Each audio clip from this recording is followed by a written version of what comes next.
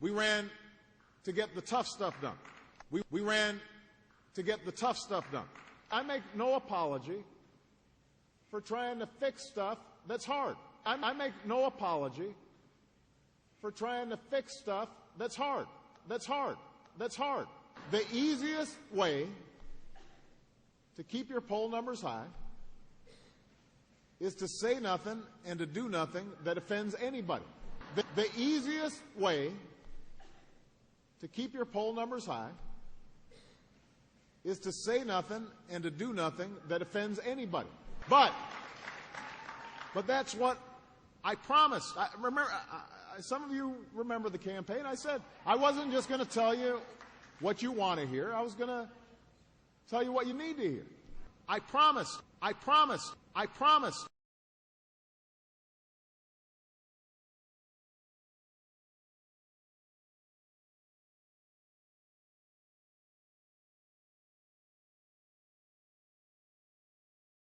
All right, everybody's pointing in this young woman in the red here, so we'll start with you.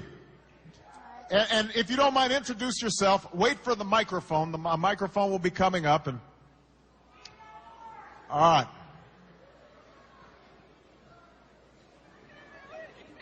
Hello, Mr. President. My name is Layla Abdelaziz. I'm a student at the University of South Florida. Hey, Layla. Uh-oh. Uh-oh. Uh-oh. Come on, we can all get along here. Tampa, behave yourselves.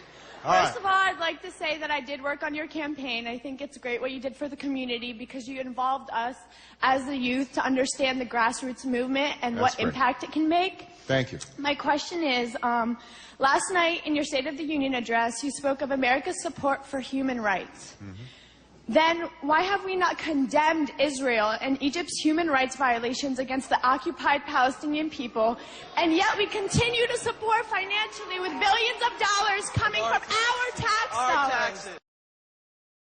Okay, now everybody's got to be courteous. Everybody's answering the question. Let's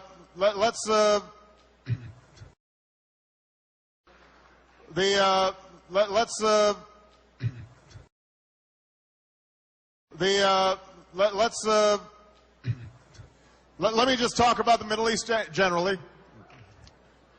Look. All right, everybody, come on. Hold on 1 second. I got to answer my question first, sir. Okay. I know you got some beads on? Are those New Orleans beads? Okay. Look. The Middle East is obviously an issue that has plagued the region for centuries.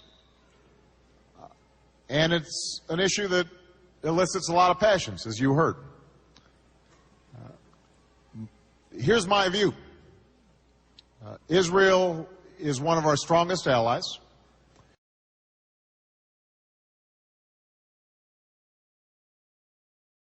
It has... let me play this out. It is a vibrant democracy. It shares links with us in all sorts of ways. It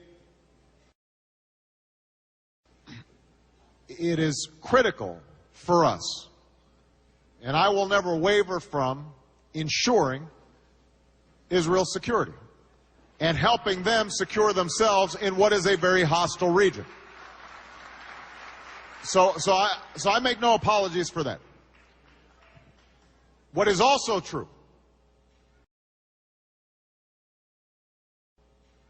is that the plight of the Palestinians is something that we have to pay attention to, because it is not good for our security, and it is not good for Israel's security if you've got millions of individuals who feel hopeless, who don't have an opportunity to get an education or get a job or what have you.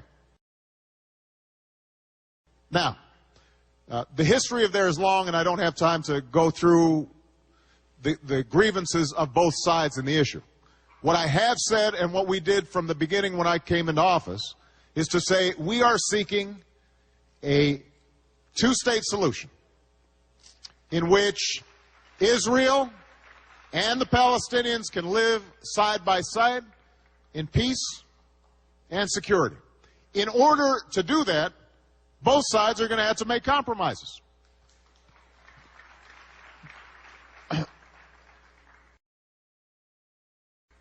As a first step, the Palestinians have to unequivocally renounce violence and recognize Israel. And Israel has to acknowledge legitimate grievances and interests of the Palestinians.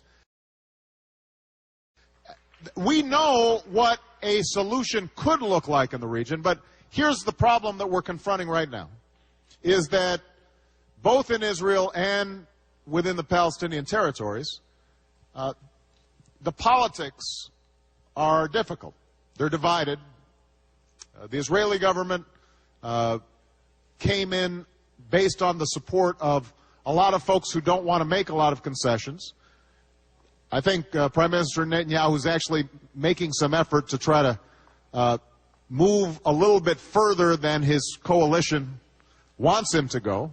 On the other hand, President Abbas of the Palestinian Authority, who I think genuinely wants peace, has to deal with Hamas, an organization that has not recognized Israel and has not disavowed violence.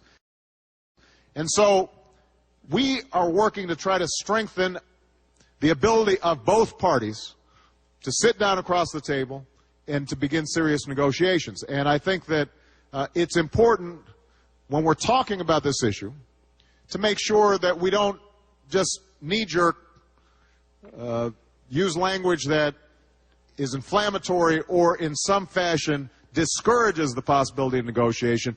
We've got to recognize that both the Palestinian people and Israelis have legitimate aspirations, and they can be best served if the United States is helping them understand each other as opposed to demonizing each other. All right? Okay.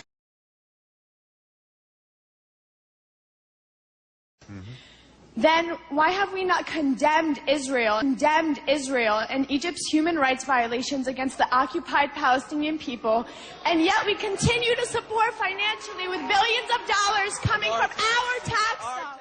We ran to get the tough stuff done. We ran to get the tough stuff done.